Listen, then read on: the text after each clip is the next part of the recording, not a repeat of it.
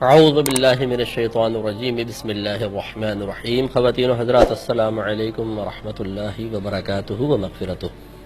Programme احکام شریعت اور فقہ حنفی سے متعلقہ مسائل کے ساتھ ایک دفعہ پھر آپ کے سامنے موجود ہے۔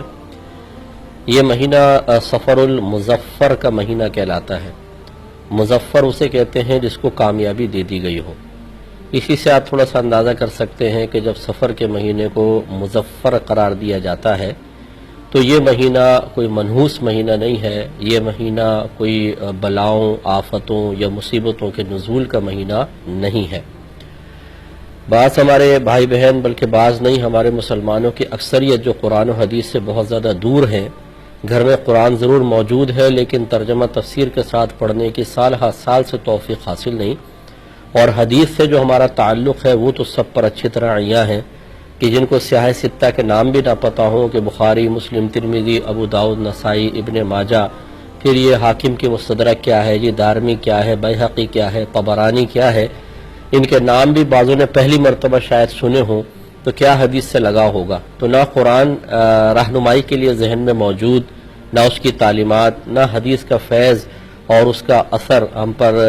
طاری، تو نتیجہ نکلتا ہے کہ پھر اس طرح کے معاملات میں گائیڈ لائن صرف نفس و شیطان ہی دیتے ہیں، یا پھر وہ عام قسم کے لوگ ہوتے ہیں جنہوں نے بے سروپا باتیں سن کر افواہوں کو اپنے ذہن میں جگہ دی ہوتی ہے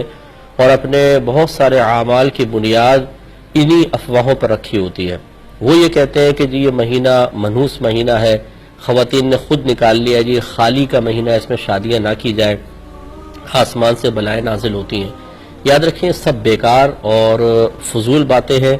اور بالکل خلاف شرع امور ہے۔ یہ مہینہ بھی دیگر 11 مہینوں کی طرح اپنے اندر بے شمار برکات رکھے ہوئے ہے۔ اس مہینے کو بھی کئی بزرگوں کی پیدائش سے، اسی طریقے سے ان کے وصال سے نسبت حاصل ہے۔ یاد رکھیں جس تاریخ کو کوئی بزرگ پیدا ہو وہ بھی باعث برکت تاریخ ہوتی ہے، اور جب ان کا وصال ہو تو بہت زیادہ باعث برکت ہوتی ہے، کیونکہ جب اللہ تعالیٰ کسی اپنے مقرب بندے کو دنیا میں بھیجنا چاہے تو دنیا تو آلائشوں کی جگہ ہے، آزمائش کا گھر ہے، تب بھی وہ تاریخ بابرکت ہو جائے، اور جب اسے اپنی بارگاہ بے کس پناہ میں واپس بلائے، اسے اپنے رحمت کے مقام پر بلائے، تو یقینی سی بات ہے کہ وہ تاریخ بدرجہ اولا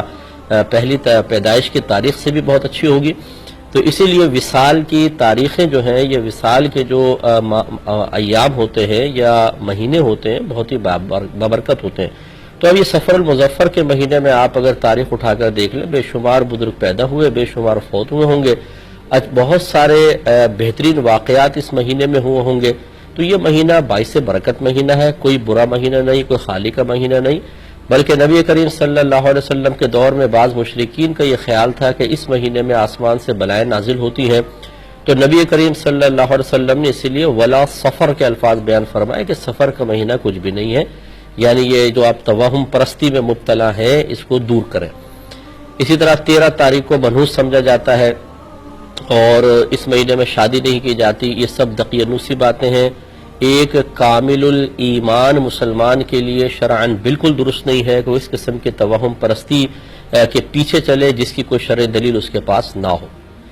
جب میں لاہور میں زیر تعلیم تھا تو سفر المظفر کے آخری بدھ کو بہت سارے لوگوں کو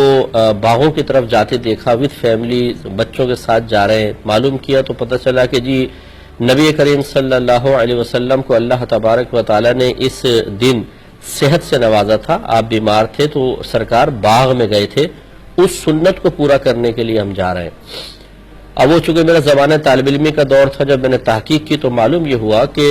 سفر کے مہینے کے آخری ایام میں تو نبی کریم صلی اللہ علیہ وسلم کا مرض زور پکڑ گیا تھا، کوئی شفا نہیں ہوئی تھی، اور اسی طرح کوئی آپ باغ میں نہیں گئے تھے۔ تو اب یہ لوگوں نے اپنے پاس سے بس سنی سنائی بات، اور بات وہی ہے، اگر آپ میرا نقطہ سمجھیے کہ جب ذہن میں رہنمائی کے لیے نہ قرآن کی تعلیم موجود ہو نہ حدیث کا فیض، تو پھر اسی قسم کی بے سروپا باتیں انسان کے ذہن میں موجود رہ کر بہت سارے اعمال کی بنیاد کا سبب اور ذریعہ بنتی ہیں۔ اس لیے خدارہ اس سے باہر نکلیں اور اپنی نسلوں کے اندر یہ دقیانوسی اور توہم پرستی کا وائرس منتقل نہ کریں۔ تو اس لیے ان توہم پرستیوں سے خدارہ آپ باہر نکلیں۔ خصوصاً میں اپنی بہنوں سے گزارش کرتا ہوں، قرآن پاک میں بے شمار اعمال پر عذابات کا تذکرہ ہے، حدیثوں میں بہت سارے اعمال ذکر کیے گئے جس کے نتیجے میں اگر انسان نافرمانی سے محفوظ نہ رہے تو میدان معاشر میں ذلت، رسوائی، ندامت، پچھتاوا اور سخت عذاب، بھوک پیاس وغیرہ کا ذکر موجود ہے۔ ان میں سے کوئی بھی بات دل پر اثر نہ کرے، سری حدیثیں، سری آیات موجود ہوں تب بھی انسان گناہوں کے دلدل میں گرتا ہی چلا جائے، اور اس قسم کی باتیں جو افواہیں ہیں جب ہم تک پہنچے تو دل لرز جائے، بدن کانپ جائے اور بڑے بڑے اعمال کی بنیاد کا ذریعہ بن جائے، تو سوچئے کہ کیا یہ ایک